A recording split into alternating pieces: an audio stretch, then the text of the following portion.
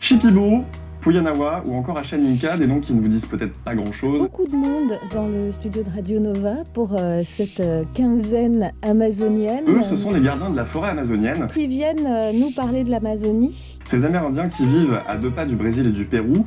Des raisons pour lesquelles ils sont chez nous en France. Et qui ont dédié leur vie et leur quotidien à la protection de ce que l'on considère comme étant le poumon vert de la planète. Je sais que les besoins sont universels. La nature, la forêt, la terre, ça ne se négocie pas. Et il faut savoir à quoi s'attendre quand on fait du commerce avec la nature. Elle a été créée pour donner la vie à tous. Il y a des choses très précieuses qui vivent dans la forêt. Ce qui est à moi, mais ce qui est à toi, on le négocie.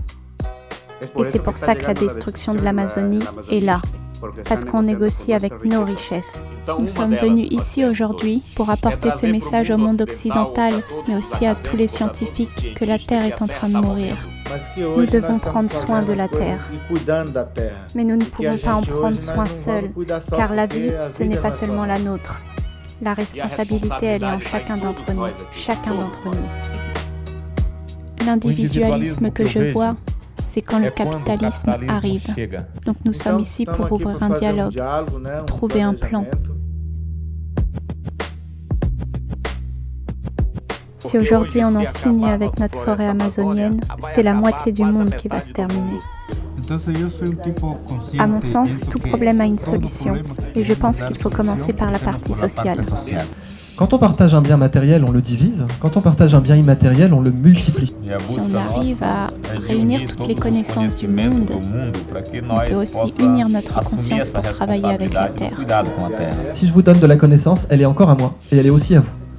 La nature est quelque chose de très complexe. L'homme et la nature ne peuvent pas être déliés. Tout simplement parce que cela fait partie du cycle de la survie. Alors maintenant, imaginez que la source de connaissance, c'est plus un être humain, mais c'est la nature.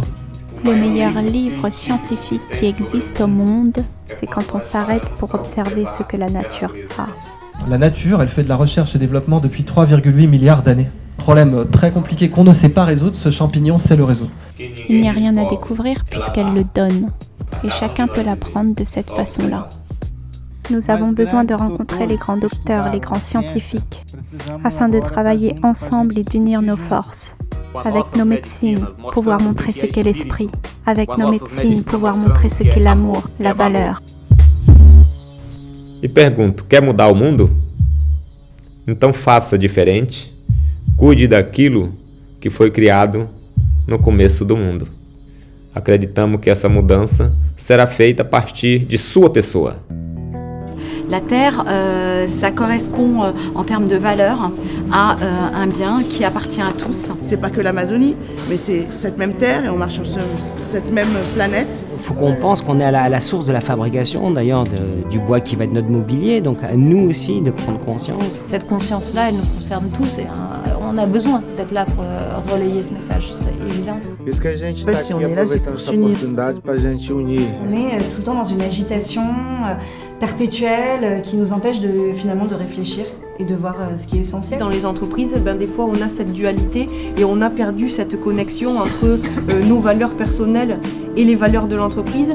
Et donc c'est vraiment une question d'homme dans ces sociétés aussi. Je crois que c'est un message qu'il faut écouter attentivement et puis appliquer, surtout urgemment. Je pense qu'il faut déstigmatiser cette notion de méchant, gentil. On est en fait porteur d'un combat. De ramener l'ensemble de l'humanité à la raison. De repartir de projets existants, comme celui de Benki, qui fait ses preuves et qui a des résultats, et de voir comment certains acteurs peuvent venir se greffer là-dessus en apportant un soutien et non pas une vérité qu'ils n'ont pas. Que ce soit dans son entreprise de sensibiliser les gens à un monde plus durable ou des populations à construire un monde plus durable. Então, agora, faça uma pergunta. Qual é o caminho que você vai escolher para essa nova tomada de decisão? É continuar ou mudar? O que esperamos?